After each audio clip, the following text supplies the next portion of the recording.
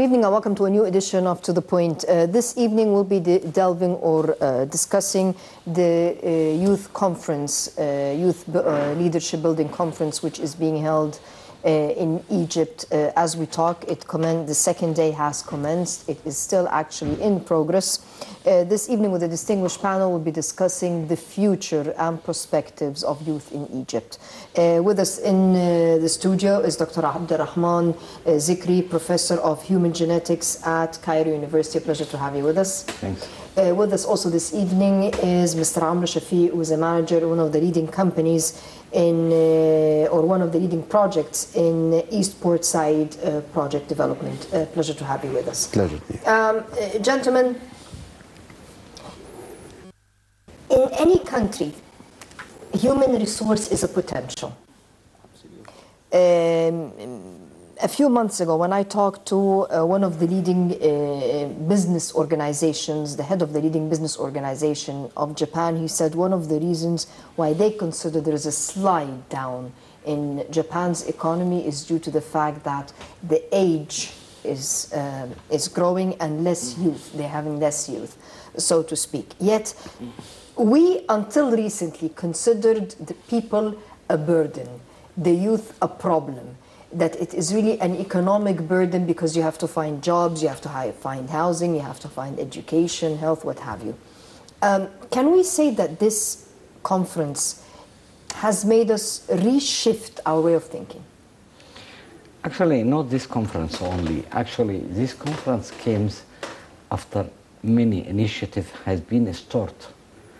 Since President Sisi has come to Egypt as a president, he already started many initiatives to reform the correlation between the government and the project, education.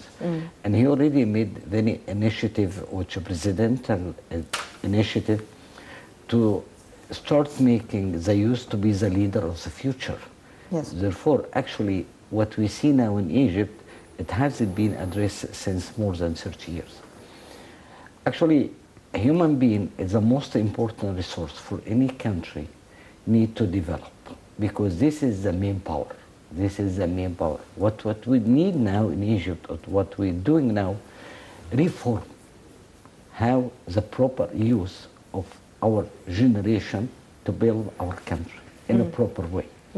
This is actually has been done in China. China is a very good model, which how they reform this huge number of people to be starting to be the economy. Therefore, I believe the meeting which is going on now is a very important step to interact and to listen from each other, how the government thinking, how the presidential thinking, how the youth people thinking, because it was a gap. But I think we now, in a way, to close this gap and try to working together to move, to improve our economy, to move our proper use of our, and what we call it, our energy, because it's a power. How to use our youth power. For you to use the power, so to speak, you need to build. Do you think our institutions are building? In other words, the drama, is it building? The cinema, is it building? The schools, are they building? The political parties, which we have nearly 100 plus political parties, are they building the youth cadre, so to speak? Do you see us doing this? Well, actually, no. And unfortunately, no, they are not doing in this time. But I think we are in the way to do this by following the new policy which President Sisi is doing now. We need to maintain our human resources and raise them correctly and use them to build this country and to put them again on the right track. This has not been followed for several years ago. Maybe for political issues, maybe for economical issues, but finally I think we are on the right track and we will do it again. to use our youth to build this country. Dr. Zikri, and here I'm not just addressing the professor. That's okay. Okay, It's okay. It's fine. you are part of the management of the oldest university in Egypt. Yes, I know. Okay, so I'm not trying here to put you on the spot or anything, but Cairo University in the past gave birth to a lot of cadres, not just Egyptian, a lot of leadership in this part of the world. We're graduates of Cairo University. It's still on. And we still. Are we giving birth, is Cairo University giving birth to qualified cadres to carry Egypt in the coming stage of economic reform? Okay. Are we qualifying, and let's be quite honest with ourselves. Let's be quite honest. Usually we say university, as usual, is a driving brain of any economy of any countries. Yes. Okay? Therefore, usually investment in the university, $1, it comes, $5 in economy. This is how you calculate the investment in education. Are you going to tell me we're not investing enough? No, not the matter of investing enough. Yes. We have two big issues here. Culture issue, because everyone in Egypt believes he should be graduated out of the university. That means, but the people does not see how the other people who are not graduated in the university will be very successful businessmen. And we have a tremendous, very good model, Bill Gates. It is not graduated from Harvard University, but now of the most pioneer on the world. Therefore, when we say about Cairo University, what Cairo University is doing right now to reconstruct the education system. Every year, we usually doing what we call self-evaluation. And if we look honestly, the last updated information, not Egyptian, international information. The Faculty of Engineer, one of the best 200 worldwide. Faculty of Dentist, one of the 250 best university out of the 22,000 university worldwide. Okay? Asr School of Medicine is one of the best 150 School of Medicine worldwide. Well, we don't want one of the 150. No, this is the truth. But we're more ambitious. No. This is what I'm telling you, the data published, not by me. This is published by the third party, which what we said, they ranking the university. 150 out of how many? 22,000 university worldwide. That means actually we are not that bad, but what we have not equally distributed qualification within the country.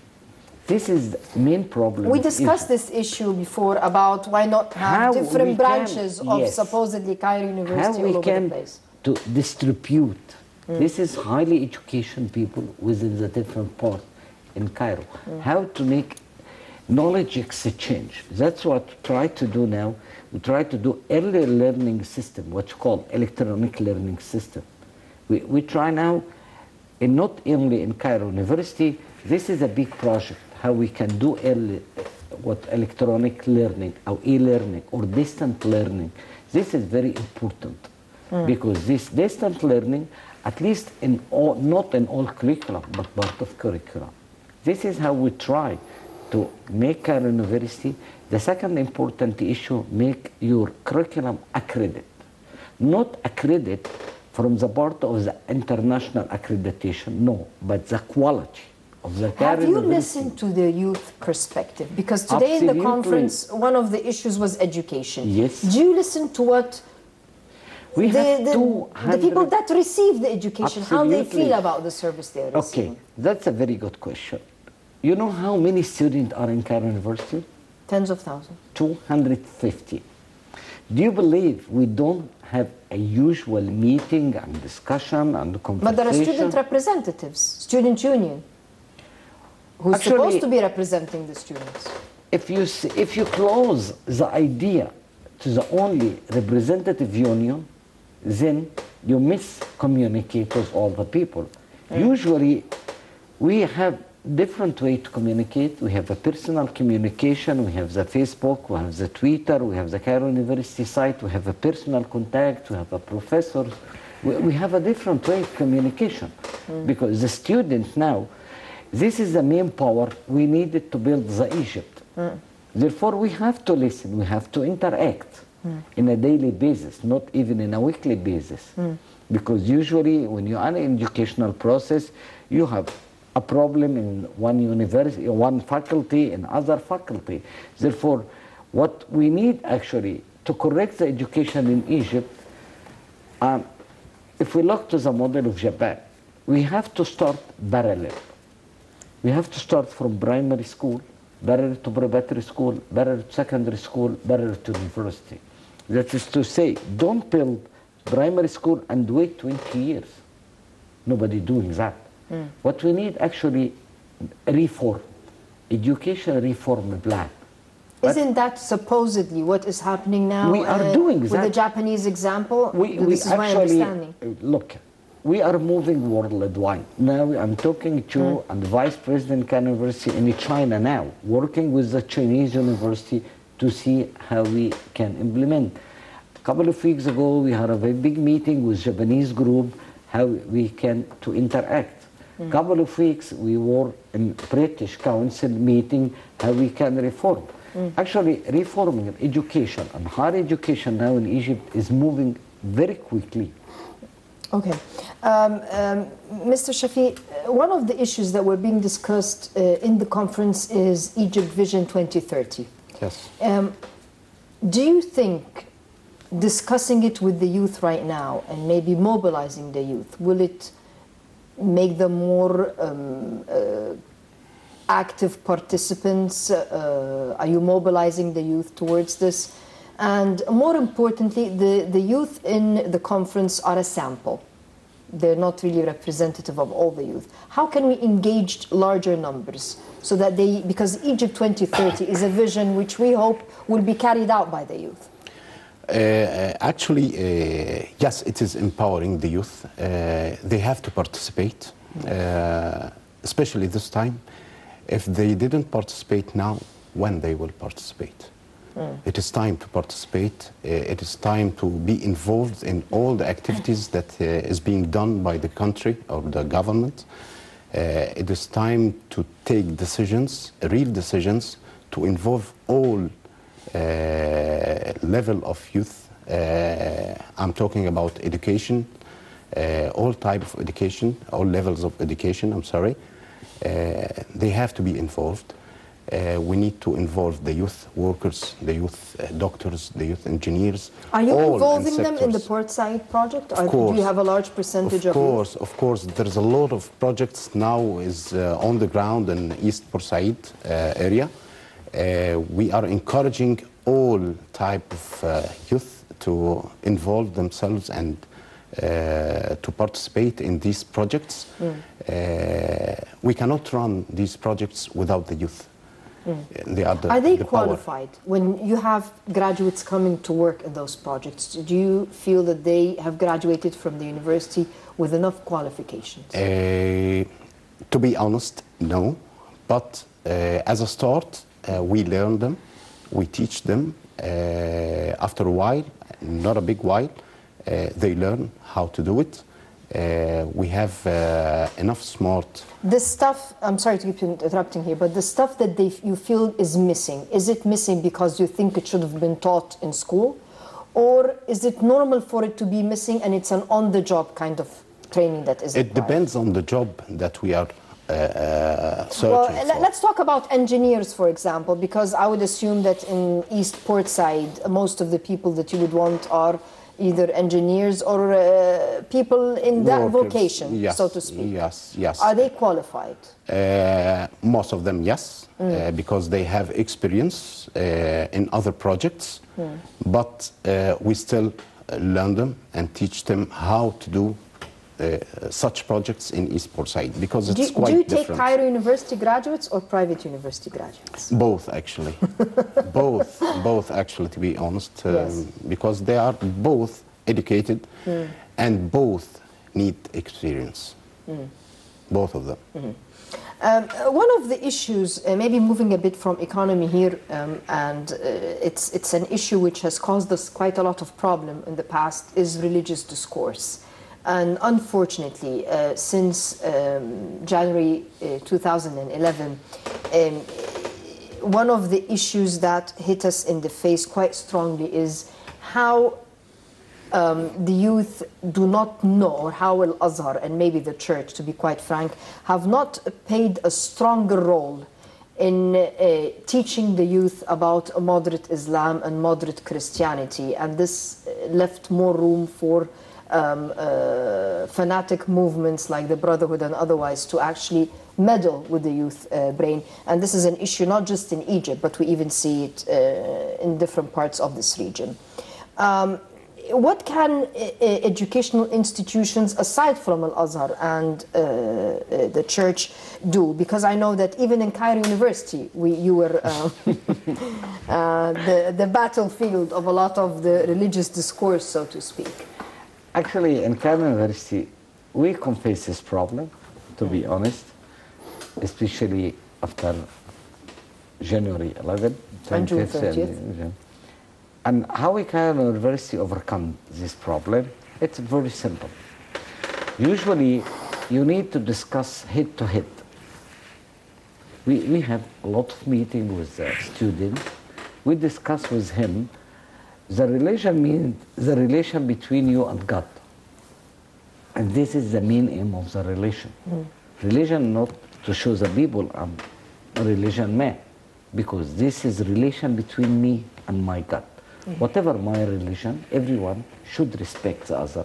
And this is how Egypt living since 7,000 years. We haven't had this problem ever in Egypt.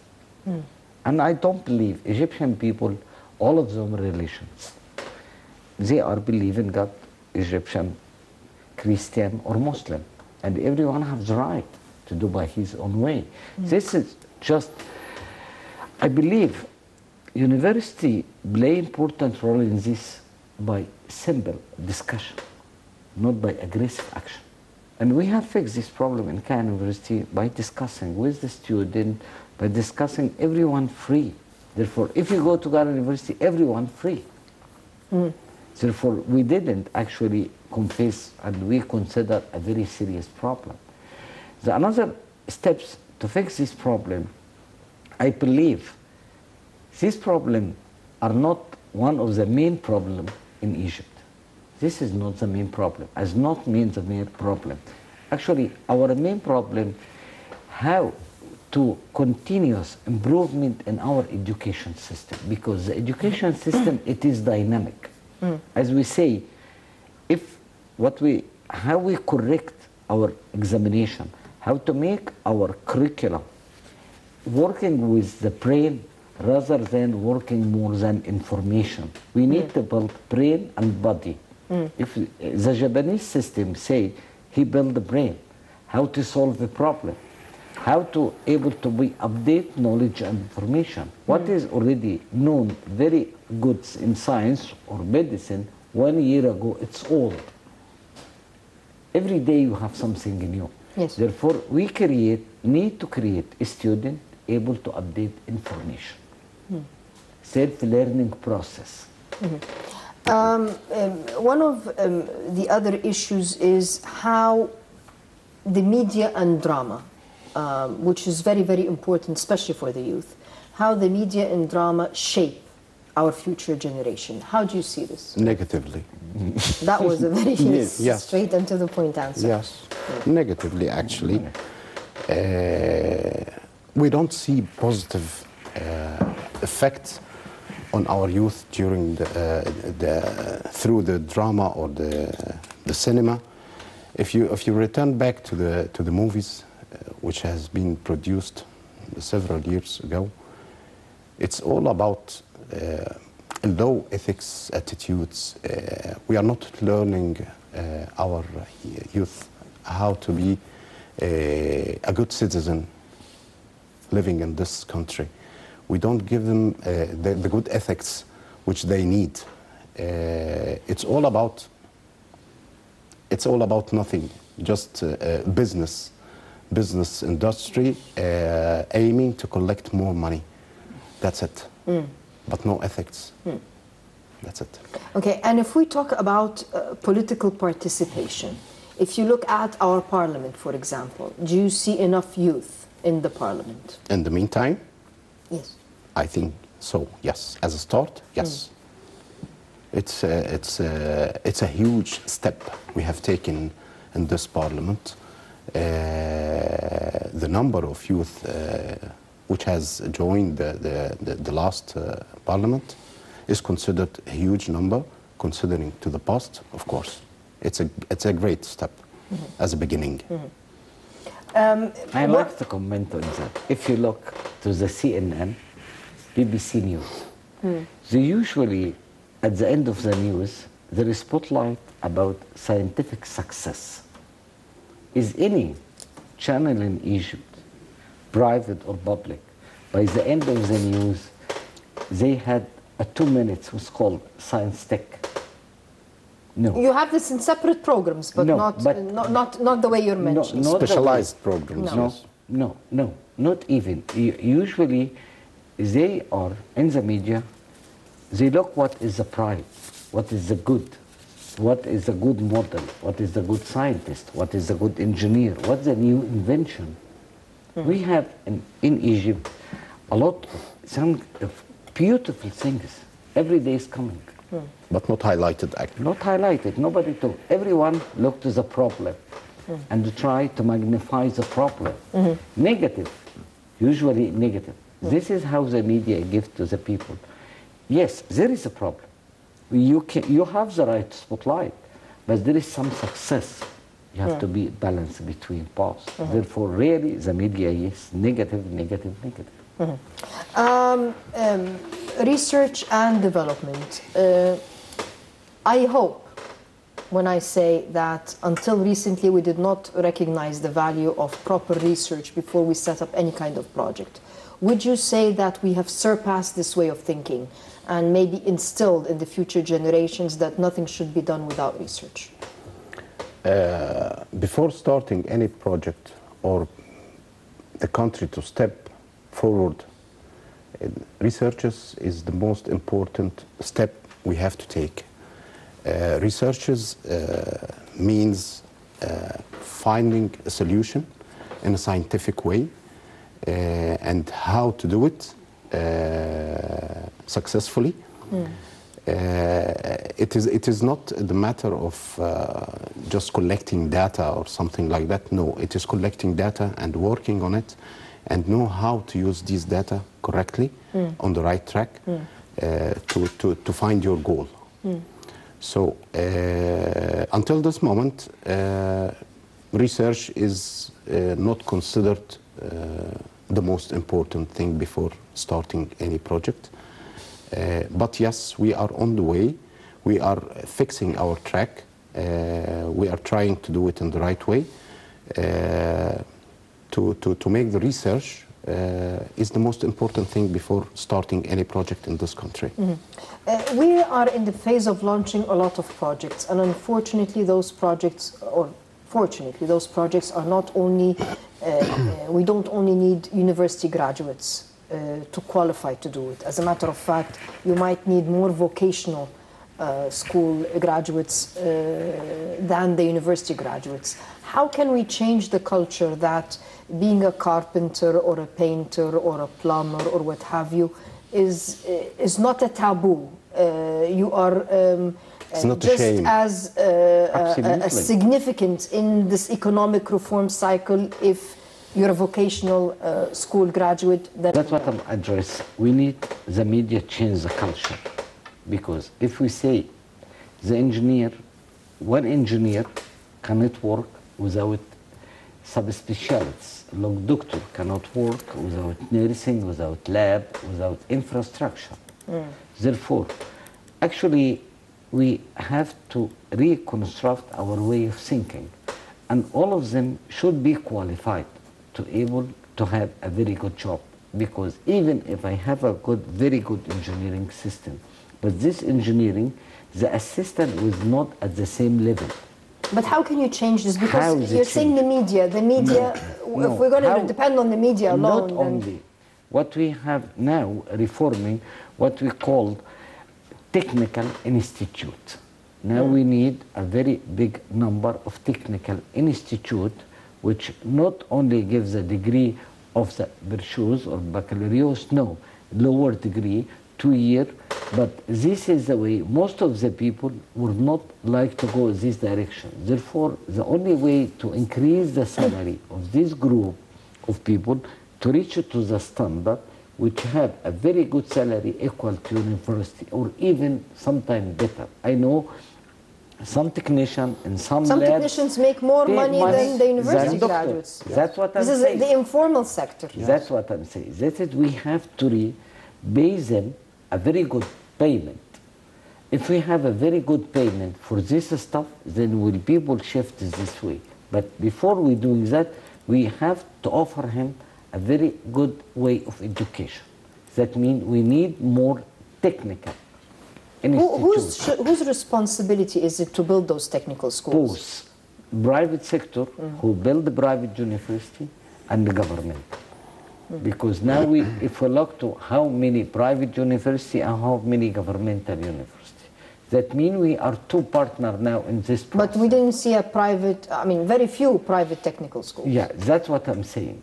Both of them has to move in the same direction, and at the end, you will have the very good system able to compensate both. But still, you cannot enforce youth to join these institutes. So I do agree with you, but I will go back a little bit.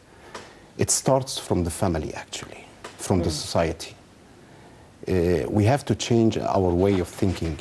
If I'm raising a child, I have to be confident in his capabilities. He should not be a doctor. He should not be an engineer.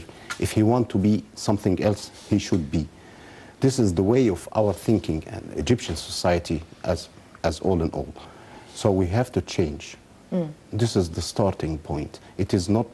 How can you change deeply ingrained cultural norms and traditions? And actually, it takes time because it's not simple process.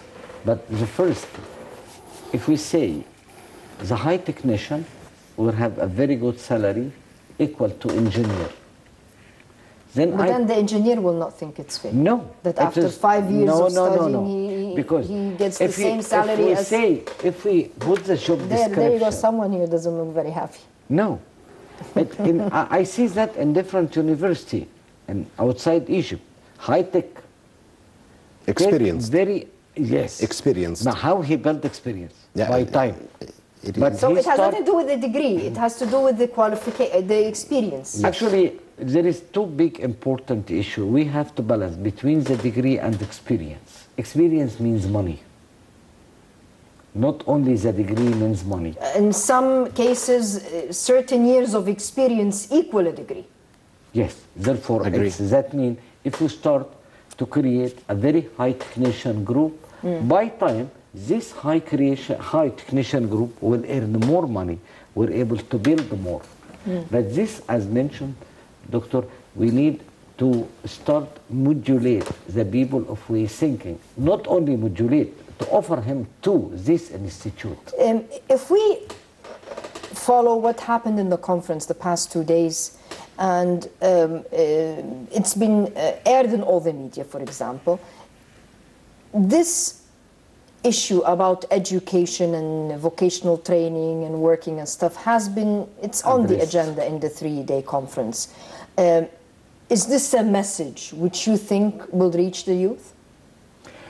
Yes. Will it reach the parents even, that if your son is not getting the very, very high grades in high school, this is not an issue, he can go to a technical school and be just as reputable and a significant part of society? Do you think conferences like that can actually... Not only the conference is initiation, but how to implement this initiation. This is the most important. Usually, the conference is, we call it think tank.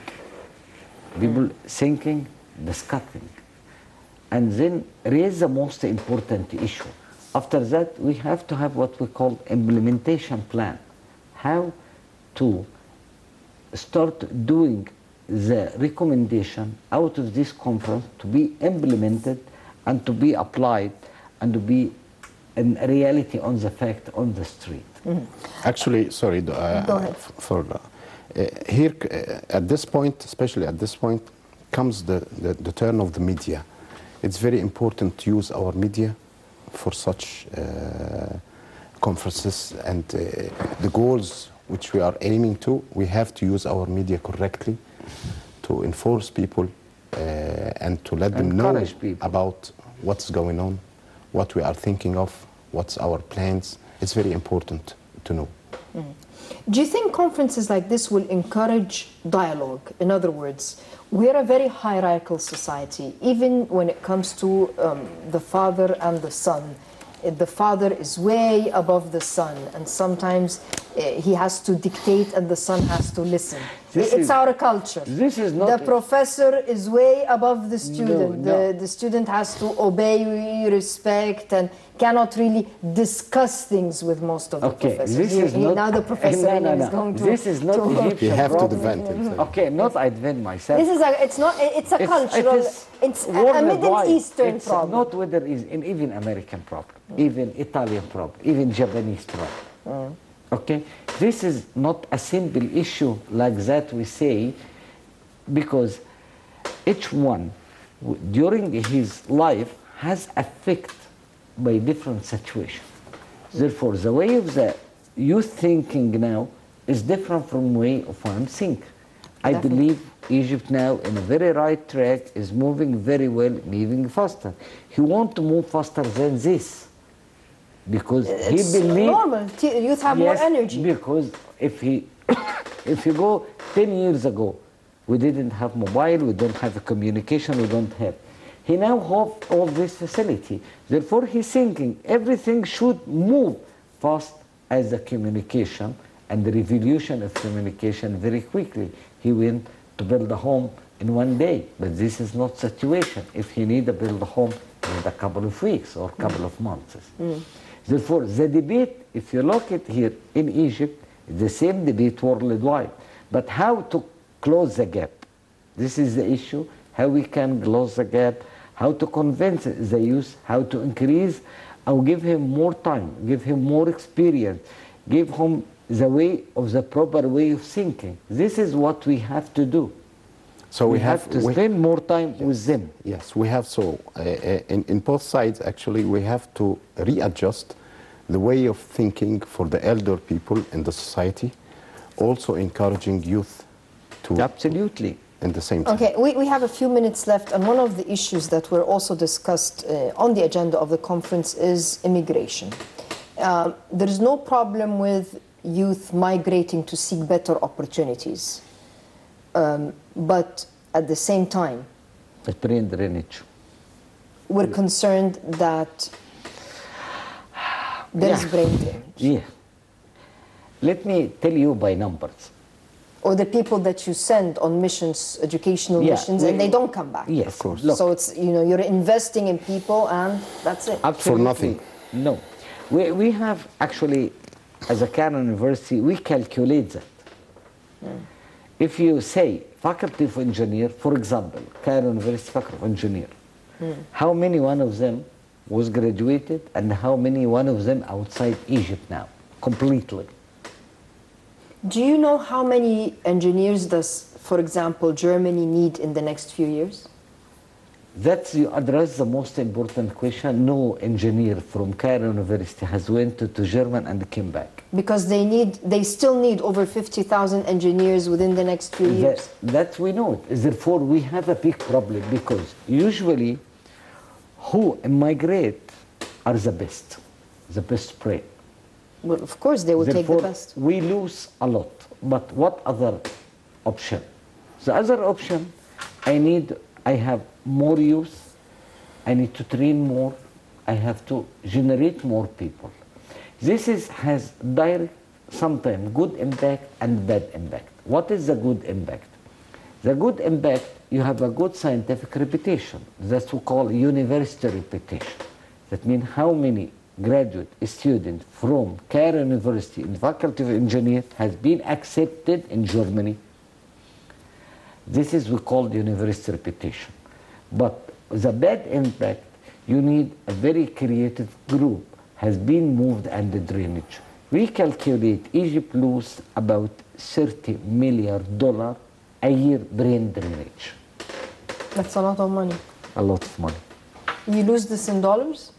Yes, because how much money, if we say, how much money I cost from I take one free of charge education from primary school until he reaches university until he is a PhD holder.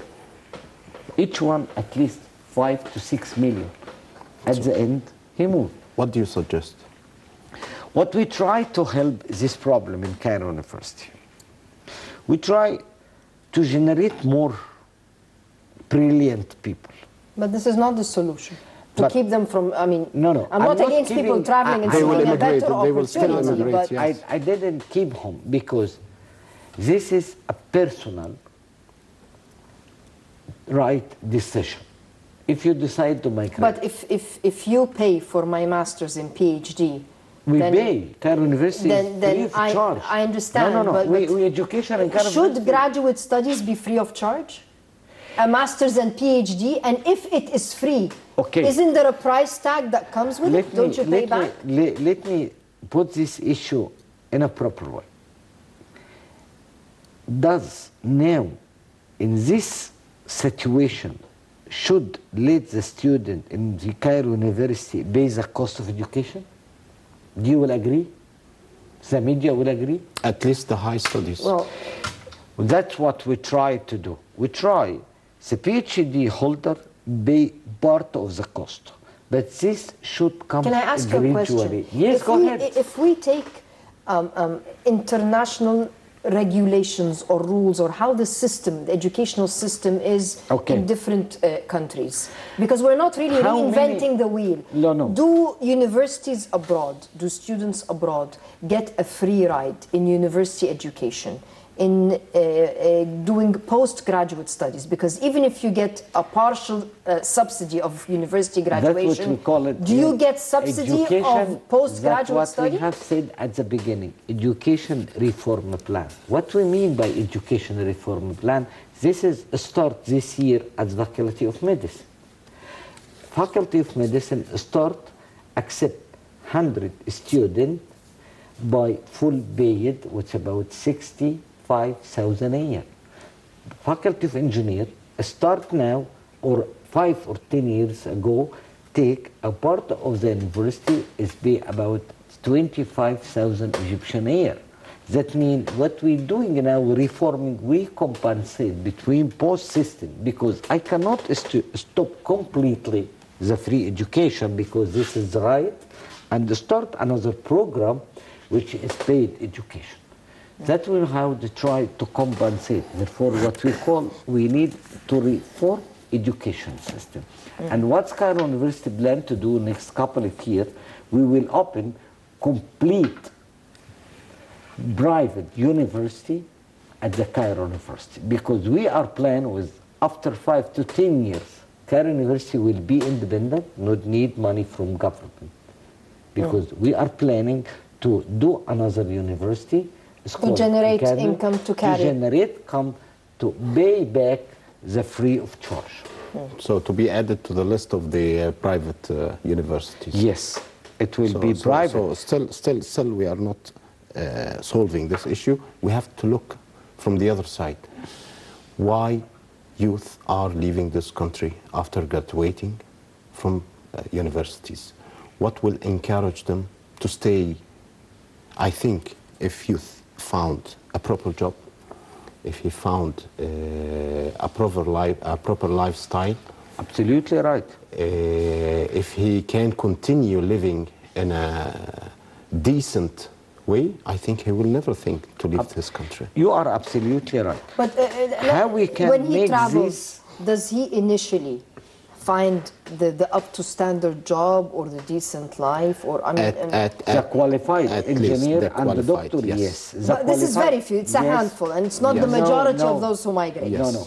Most of the immigrant, look, actually, Egyptian qualified immigrant, booming, is a very high rank, because they are selected, not randomly. You know what I mean?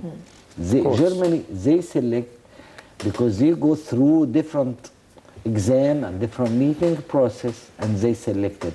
But the issue has been discussed, yes, but this we need now to reform the economy.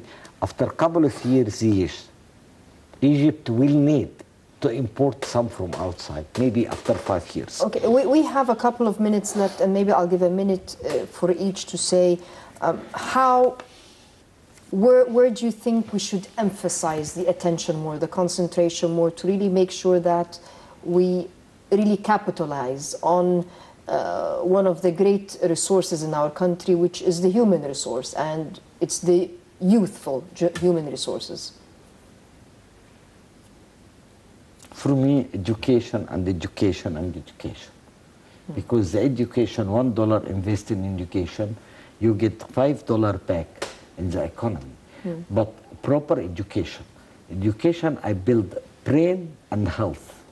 Because if you build one of them, you will end by nothing. A good brain and good healthy, this is the best investment for our youth and next generation.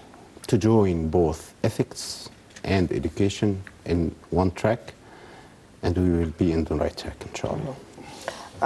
Gentlemen, thank you very much for your fruitful input, and indeed, it's positive energy, and it has to be capitalized on, and we have to say that we are relying a lot on Cairo University to build the future minds, and we will closely, the media will closely be watching the progress Cairo University is making. Appreciate your coming tonight. Appreciate you coming as well. You.